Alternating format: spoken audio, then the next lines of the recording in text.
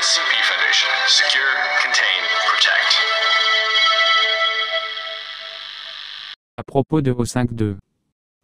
On attribue généralement à O5.2 des caractéristiques anormales uniques. Comme vous pourrez le constater dans les rapports suivants, il y a un point sur lequel concordent étrangement toutes ces contradictions. Dans les rapports à propos de membres O5, la cohérence est rare. Cela peut être le signe d'une campagne de désinformation ou d'une réalité bien plus étrange. Peut-être le sais-je, mais je ne pourrais pas vous le dire. O5.2, la jardinière. Femme. Ascendance européenne. Origine américaine. Apparemment âgée de 80 plus ans. Véritable âge inconnu. Apparence ordinaire. O5.2 est apparemment une autre version du directeur DR. Sophia Light, rescapée d'une chronologie effacée qui pourrait être de son propre fait, elle est très différente de l'actuelle Sophia Light, directrice du site 41, qui n'est pas au courant de la position et de l'identité de son alter ego. Considérée comme extrêmement dangereuse, même comparée aux autres O5, connue pour son pragmatisme lorsqu'il est question de décisions difficiles.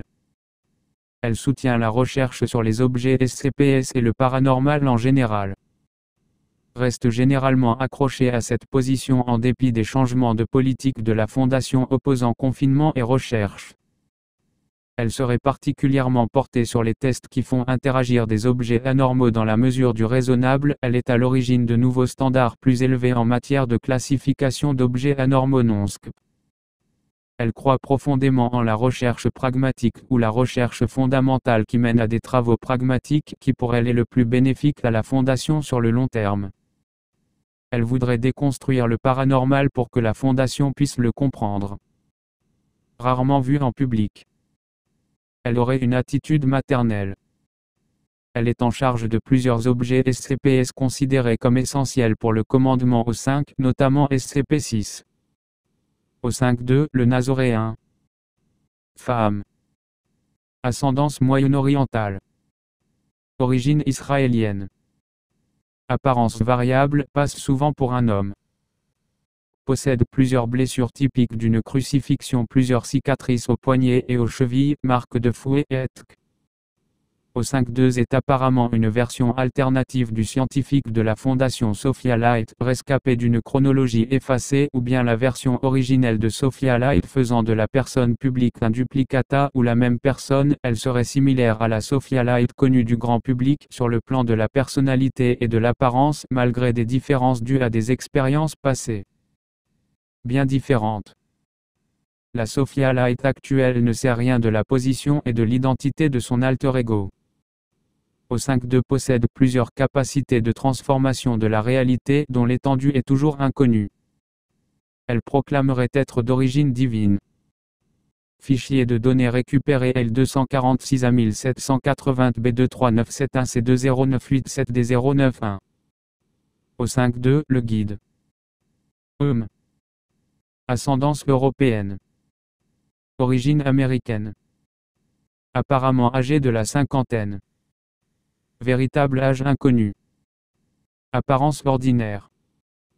O5.2 serait une version alternative du scientifique de la Fondation Sophia Light, trace d'une chronologie effacée ou un immigrant originaire d'une autre chronologie. Il ressemble à l'actuelle Sophia Light en tout point en dehors de son genre, âge et de son prénom Stefan. Il voyage tout le temps avec une secrétaire garde du corps tout aussi étrange, avec lequel il semble entretenir une relation amoureuse. Elle se nomme Tracy Lam et semble être une version alternative de l'agent Troy Lam, ayant une origine similaire à O5.2. Ni le DR Light ni l'agent Lam sont au courant de l'identité et de la position de leur double. O5.2, celui qui patiente. Ascendance européenne. Origine française. Aurait autour de 60 ans. Anciennement affilié à l'État noir.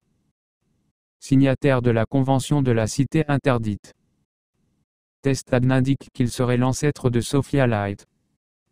Il aurait proposé un modèle de propagation des anomalies fondé sur la seconde loi de la thermodynamique qui aurait été rejeté par les autres membres du Conseil O5 depuis leur toute première réunion connue, aurait généralement voté abstention. serait à l'origine de la dénomination queuté. Contrairement à la traduction admise de couronne, celui qui patiente créa le mot queuté pour signifier l'attente. Attendre quoi?